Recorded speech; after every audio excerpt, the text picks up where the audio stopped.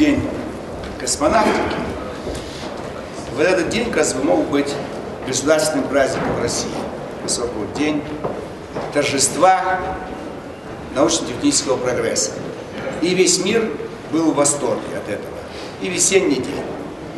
Апрель мне вообще нравится. Вы знаете, что кроме 12 апреля есть еще 25 апреля. Потихонечку готовьтесь. Но что Гагарин? Надо же давать полный портрет человека. Оказывается, любил пошутить. И однажды в отряде космонавтов у новичка угнали машину. И 2 дня он ее искал. Кстати, шутка. Человек мог умереть от того, что машина угнана, 2 дня ему ничего не говорили. Поэтому здесь как бы надо давать... Вот я никогда такого не сделал. У меня нет мысли угнать машину у Зюганова и у Миронова. И пусть они думают несколько дней, где у них машина. Я никогда не позволю, что я понимаю, что это травма для них. Что они оба жадные, и потеря машины, они вообще с ума сойдут.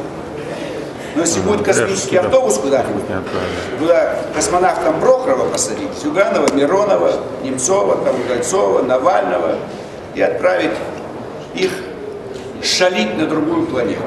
Вот так как можно тоже использовать этот момент про космонавтику.